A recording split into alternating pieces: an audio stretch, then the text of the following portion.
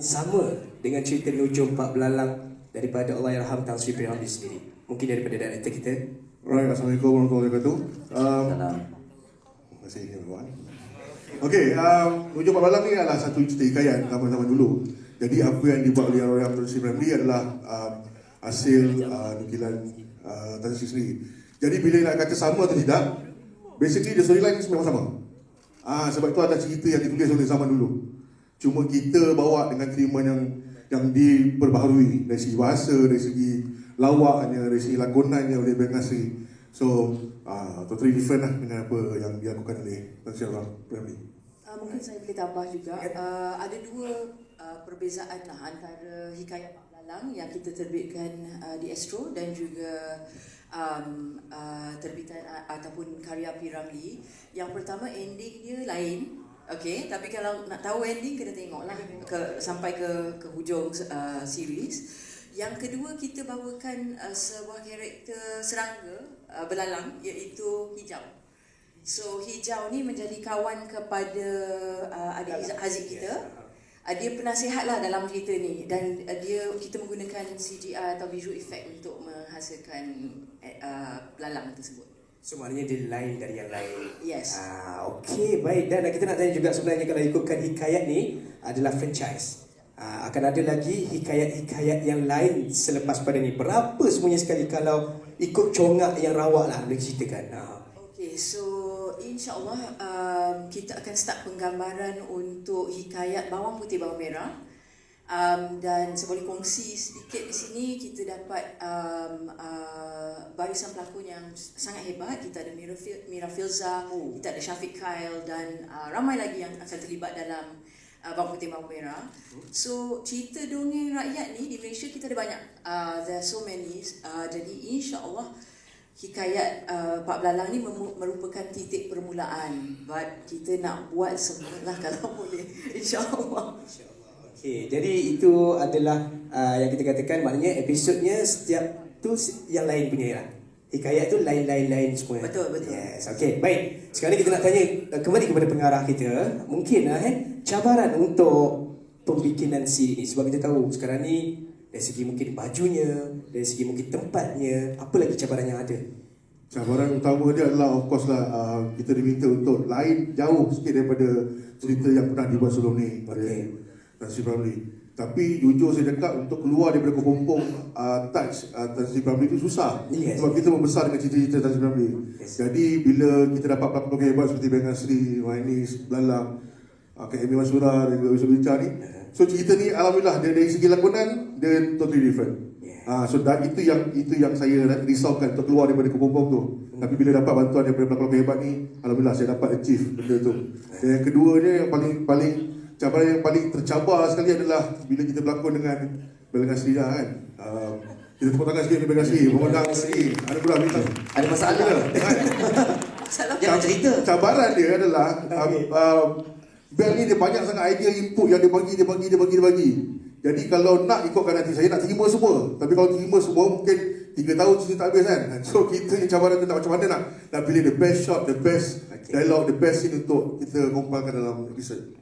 Saya boleh tambah sedikit kat sini. Saya dah tengok episod hikayat Pak Belalang ni, dan kami buat satu tribute untuk P. Ramlee, di mana kami ada ambil scene ataupun babak-babak ikonik daripada cerita P. Ramlee itu, tetapi dilakonkan with touch ataupun sentuhan kreatif oleh Ben Nasri sendiri. So dan juga adik Haziq. So kita boleh tengok tribute to P. Ramlee di dalam siri hikayat ni nanti, yang dibawakan oleh Ben Nasri and also adik Haziq. Okay, so maknanya kalau kita nampak tu kita boleh relate dengan P. Ramlee itu sendiri. Okay, Abang Ben, saya pegang watak ni sebenarnya tanggungjawab yang besar. Sebab ini adalah watak yang ikonik. Betul. Dan bagi Abang Bel sendiri, confirm bagi Abang Bel sendiri, macam mana ni bila dapat tu, macam mana nak bawa ni? Apa yang Abang Bel buat? Okey, apa-apa pun, Assalamualaikum warahmatullahi wabarakatuh. Apa khabar semua? Ya. Okey, alhamdulillah. Tapi itu cerita lain. Okey. Alright, dalam cerita ni apa yang pengacara majlis kita cakap tu betul lah. Ya, pada awalnya bila nak buat Nujum Pak Belalang, Okey, dalam cerita ini memang ada scene-scene babak-babak yang ikon dia lah. Memang perlu pun. Sebab apa kata itu adalah dia punya kata key cerita tu. Dan pada masa yang sama apabila saya berlakon, memang saya satu benda yang saya boleh kata mungkinlah orang kata kelainan nak buat lain. Tapi saya suka cara lakonan daripada Allahyarham Tan Sri P. Ramlee. Macam contoh, saya tak nak bawa watak-watak yang biasa saya berlakon. Macam contoh saya dengar belalang, cuba kau buat macam ni belalang. Saya buat style-style yang macam tu. Saya tiru sikit-sikit apa yang dibuat juga oleh Allahyarham Tan Sri P. Ramlee dari segi style. Mungkin ada sikit-sikit lawak dia, tapi pada masa yang sama saya tidak ambil orang kata lawak-lawak tu full. Kita kena buat lain daripada ni. Kalau tidak, kita akan bandingkan dengan yang lama. Yang lama tu dah begitu dahsyat sekali. Saya sendiri pun suka, saya sendiri pun minat babak-babak, lakonan dia, cerita tu.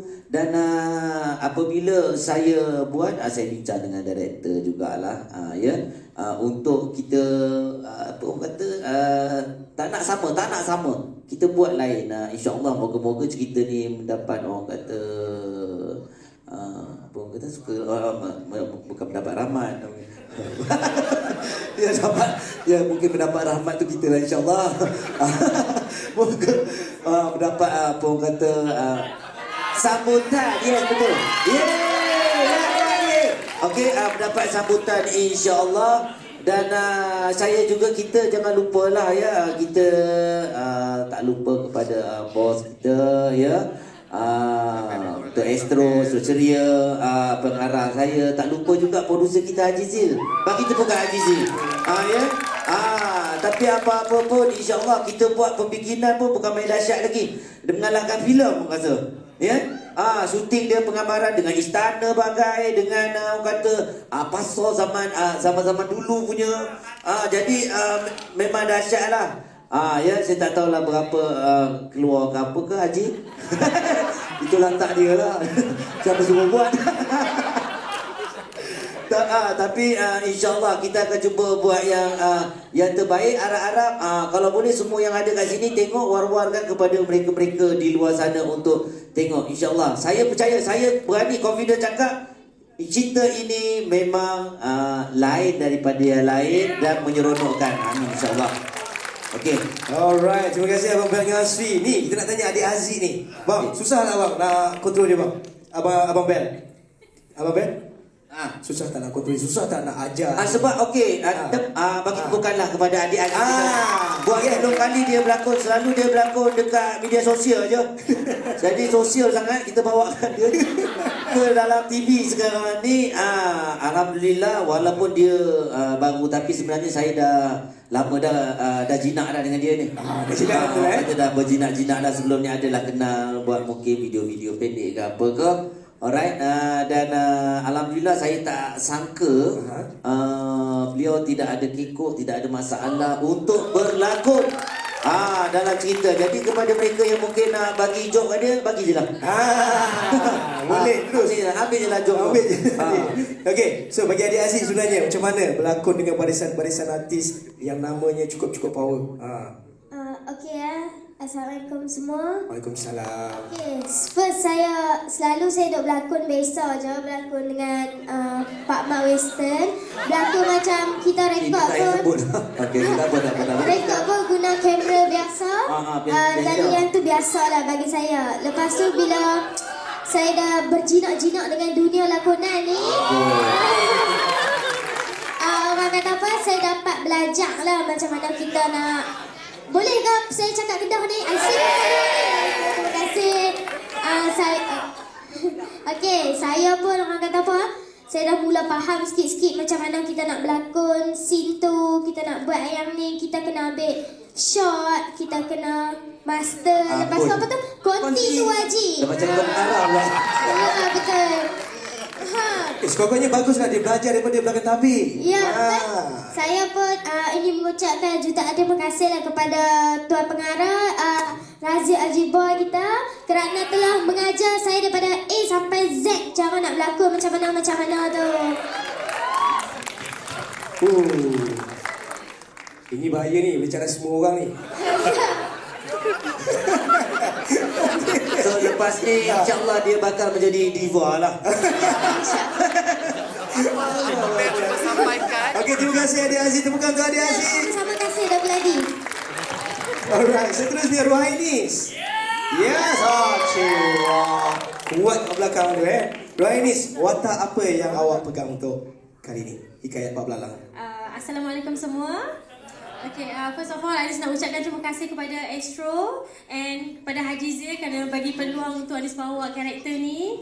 Aku so honoured lah to be part of this project sebab dikelilingi dengan artis-artis yang legend. Anis rasa macam kecil sangat dekat sini.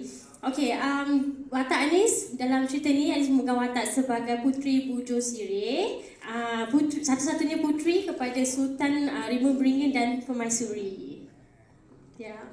Itu wataknya. Jadi bapak dia ni lah Datuk Jalal. Datuk Jalal lah. Datuk Jalal bapak dia Sultan tu.